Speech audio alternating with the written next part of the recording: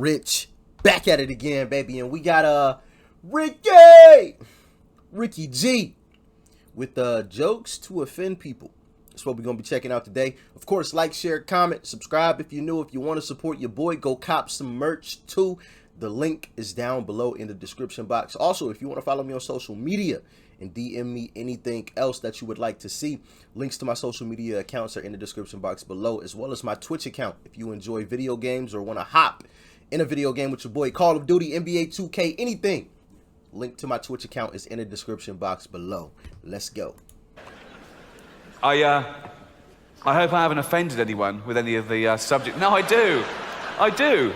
That's not the point. I don't try and offend. If I have offended anyone, and I'm sure I have, I don't apologise. No, I think you should. You have to be able to justify everything you do. And I also think that a comedian should take you to taboo places you haven't been before. Otherwise, you could do it yourself. There's enough anodyne comedy out there just doing things, obvious stuff that, doesn't make, any difference at all. And there's this spate of comedians saying sorry when they go too far. I just think, you should, they go, oh, sorry, I didn't mean it. Well, you should know better then. There's also a witch hunt at the moment with people saying, oh, is there anything you shouldn't make a joke about? No, there's nothing you shouldn't joke about. It depends what the joke is.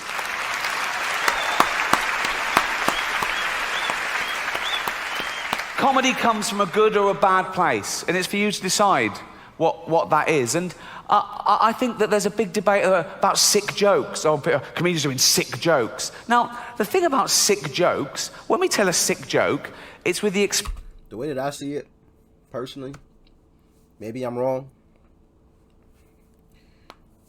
If you're easily offended, if you can't handle the heat, stay the fuck out of the kitchen. Let the rest of us who aren't easily offended enjoy the comedy. You know what I'm saying? Because I ain't got no problem. If you want to talk, like I said before, if you want to talk about my big ass lips or me liking watermelon and drinking grape Kool-Aid or liking grape flavor, you know what I'm saying? By all means, go ahead. You know what I'm saying? Make me laugh. Please do. I love to laugh. I love a good ass laugh. Now, obviously, I do believe there is a difference between making jokes and then trying to like belittle someone or truly make, you know what I mean? I don't know how to explain it. You can tell the difference when somebody is just trying to be mean as fuck versus a comedian making jokes. The difference. I know some people maybe, well, I don't know, man. I don't. No, the difference. The person seems angry. You know what I mean? For comedians though, throw it all out there. Let it all go. And if you're easily offended, don't go to a comedy show. Don't listen to a comedian. Go about your daily business. Let the rest of us enjoy this shit, okay? I want to keep motherfuckers like this guy around, huh? We ain't even heard too many jokes from this guy, but I like this guy already simply because of his thought process, the way that he thinks, you know what I'm saying? Because I like comedy. And I ain't trying to see that shit go away or get softened, because it's not going to be as fun anymore if you're there tiptoeing around everything. Nah, fuck that. Express understanding that neither party is really like that. I wouldn't tell a sick joke to a known pedophile. I wouldn't go, here, mate, you're going to fucking love this more than anyone, son. Do you know what I mean?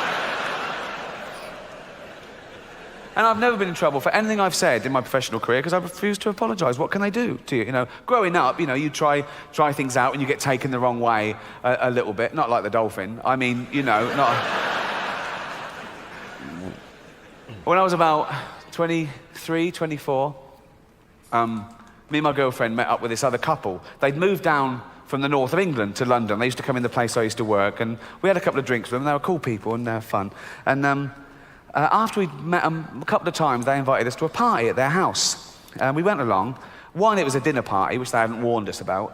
But two, it was for their family that had come down from the north to see how they were getting on. And it was both their parents and grandparents and great uncles, average age about 85, right? And I think we were an afterthought. We thought, oh God, we don't know anyone our own age. Oh, that Ricky and Jane, right? So we went along, and we were still getting to know them, so we just spoke to them all night. We didn't really mingle with the older people. And as I say, we use comedy as a sword and a shield and a medicine, but usually is a getting to know you, okay? We use comedy to break the ice. Are you like-minded? What can you take? What do you like? And I've always sort of pushed the boundaries a little bit to try and make people laugh at things they didn't think they could. But, but then, everything turns out okay, I suppose. And I started off lightly. I told this joke. Why did the little girl fall off the swing? Because she had no arms. Yeah, sweet. And they laughed a little bit louder than that. There was only 2 of them, so thanks, right? No, so I thought, okay, they get it. They like so, and so you up the ante a little bit. I think you push. And I told this joke. Oh, I need a drink. Uh-oh. Start the car? Seriously? Right. I told this joke. Made sure the old people couldn't hear, like that. I went, okay. Father, sitting at home, just reading the newspaper. This little girl comes running in. She's only 6.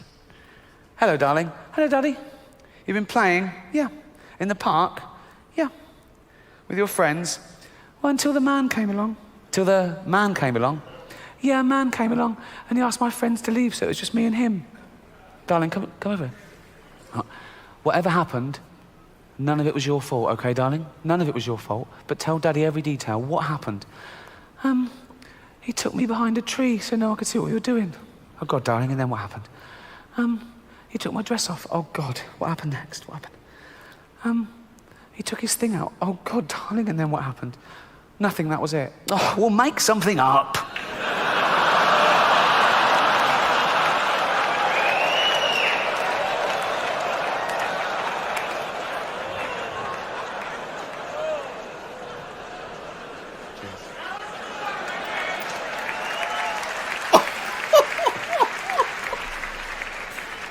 Yo. Don't tell anyone that. I want it to be a surprise. So I told that joke, carried on, getting a bit drunker, telling jokes. Eventually we sat down for the meal about 9:45. They put 2 tables together, and the host sat at either end, and they put me in the middle, opposite this very sweet but very deaf sort of 80-year-old man. So conversation was a bit stilted. And after about 20 minutes, Ian, one of the hosts, pipes up and says, "Oh, Ricky, tell that joke." I went, "What?" All the old people went, "Oh, we love jokes. Do you?" Do you really? Oh, I looked at Ian and Ian went, "Be fine." I went, "Okay." And he got on with his conversation. Oh. And so they're all like that. I went,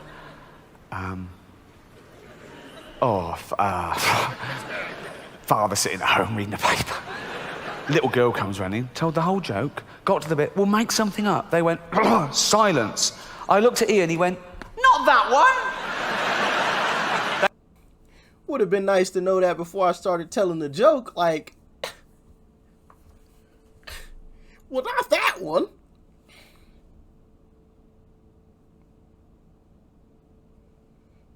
Sheesh, Louise. Yeah, that was most definitely set up. I knew that was gonna end badly. You know, like, oh man. Sheesh. But like I said, I definitely do agree with comedy really not having boundaries. You know what I mean?